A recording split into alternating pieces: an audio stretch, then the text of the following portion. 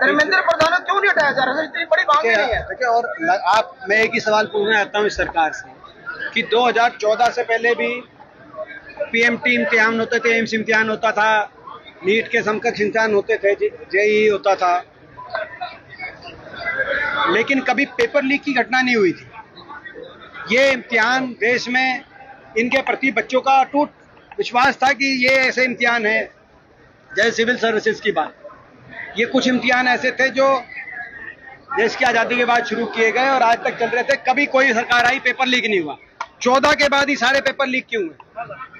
अभी 90 करीब paper leak हो गए हैं और हर साल पेपर लीक होते हैं। 6 हमारे बच्चों ने सुसाइड भी कर लिया कि दोबारा से पेपर देने का प्रेशर नहीं झेल पा रहे।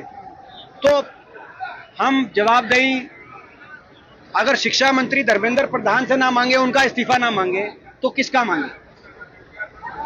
और उसके बाद सरकार ने जवाब में ये कहा कि भाई ये हम जो सीबीएसई का जो चेयरमैन है उसको हटाकर और कृषि विभाग में सचिव बनाते हैं। तो नौजवान ने जो सामना करना पड़ा अब किसान करेगा। इस मोदी सरकार में कृषि विभाग एक सजा की पोस्टिंग होगी, इससे ज्यादा दुख की बात नहीं हो सकती। देश का 50% आबादी आज भी किसान और मजदूर, आड़ती, व्यापारी आज कृषि व्यवस्था से जुड़ा हुआ है। आप कृषि महकमे की पोस्टिंग को सजा कहते हुए आपने सीबीएसई चेयरमैन को कृषि विभाग में लगाया।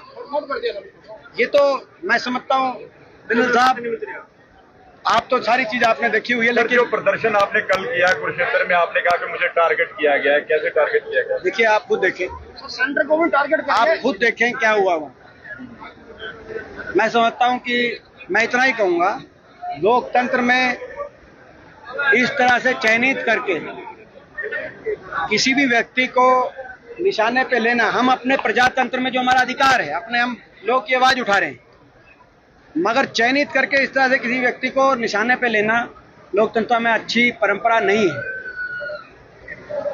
और निशाने पे मैं नहीं था, निशाने पे प्रजातंत्र है, निशाने पे हरियाणा का हर वो युवा है जिसकी मैं आवाज उठा रहा था। हरियाणा की जनता निशाने पे। ये वही सरकार है जिसमें मैं समझता हूं कि 750 किसानों को अपनी जान की कुर्बानी देनी पड़ी, लेकिन सरकार का अहंकार नहीं टूटा। घरेलू गैस सिलेंडर के दाम एक बार फिर से बढ़े, 29 रुपए का झटका लगा। देखिए, महंगाई, ये मैं एक पॉइंट कवर करना भूल गया था, लेकिन महंगाई आज रिकॉर्ड स्तर पे पहुंच गई है। देश के इतिहास में एक रिकॉर्ड बना दिया इस सरकार ने।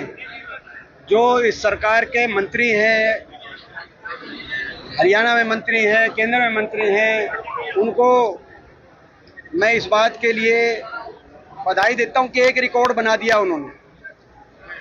देश के इतिहास में सबसे महंगा डीजल आज तक, आजादी के बाद से लेकर, सबसे महंगा पेट्रोल, सबसे महंगा रसोई गैस का सिलेंडर, रात फिर बढ़ गया 28 रुपए, और रात 28 रुपए और बढ़ गया। और सबसे सस्ती करेंसी डॉलर के मुकाबले रुपया सबसे नीचे स्तर पे इनकी सरकार में हो गया है। ये ऐसा ये कहते भाई नया कुछ करके दिखाएंगे, इन्होंने ये नया करके दिखा दिया। अमरिंदर सिंह मिले हैं, अभी ज्यादा अटकलें लग रही थी, कहीं घर वापसी हो रही है उनकी। वो अपना देखो, उस पर मेरे को इस विषय पे कुछ कहना नहीं है। अवैध कॉलोनी जो हरियाणा में काटी जा रही है, हर जिले में अवैध कॉलोनी काटी जा रही है, वहाँ पर 70 के एमपी और मैं पहले भी कह चुका हूँ, जितनी अवैध कॉलोनियां और दीनदयाल कॉलोनी के लाइसेंस दिए गए, वो सारी बीजेपी के एमएलए काट रहे हैं, बीजेपी के मंत्री काट रहे हैं, बीजेपी एमपी काट रहे हैं, सबको पता है।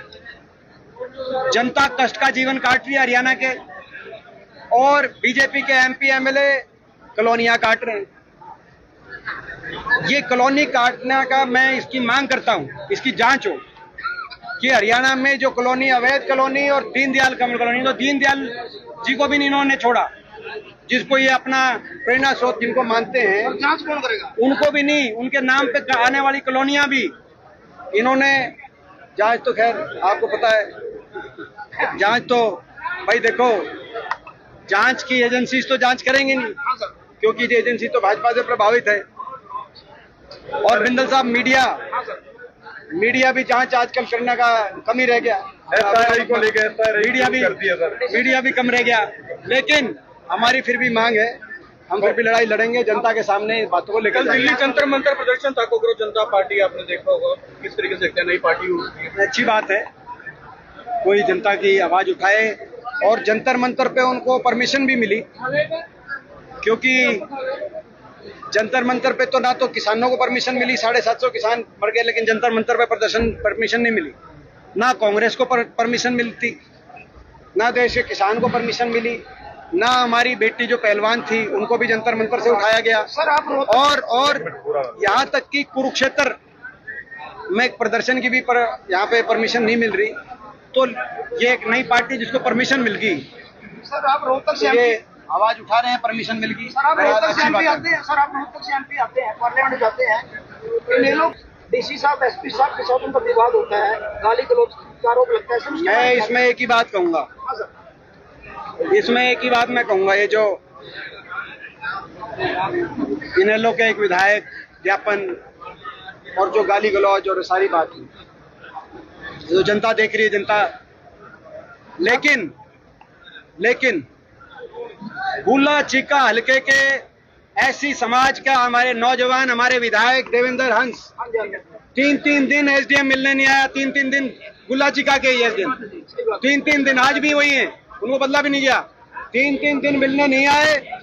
उसके बाद जब 3 दिन के बाद वहां पर जनता हजारों की संख्या में एकत्रित हुई, उसके बाद जब पहुंचे उन्होंने तो एक जुन्ना पकड़ाया था, जो कि एक सांकेतिक था कि आप जनता के काम नहीं कर रहे।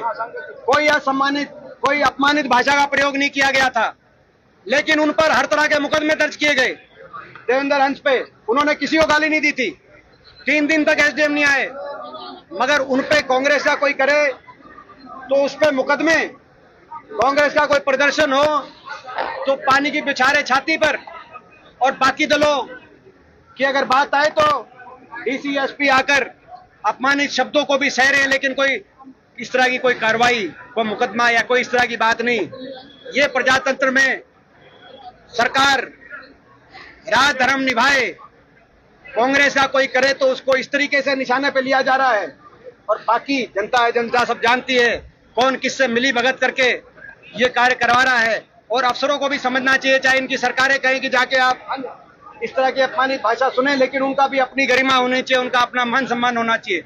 लेकिन जनता का भी ध्यान रखा जाना चाहिए। जो जैसे मैंने कहा कि हमारे गुल्ला चीका के जो विधायक थे, वो उन पे मुकदमा क्यों दर्ज किया? 3 दिन तक एसडीएम नहीं आया। एसडीएम पे मुकदमा होना चाहिए था, एसडीएम को बर्खास्त किया जाना चाहिए था, जनता की सुनवाई अगर एसडीएम नहीं करते, लेकिन उन पे मुकदमा। और बाकी आप समझ गए।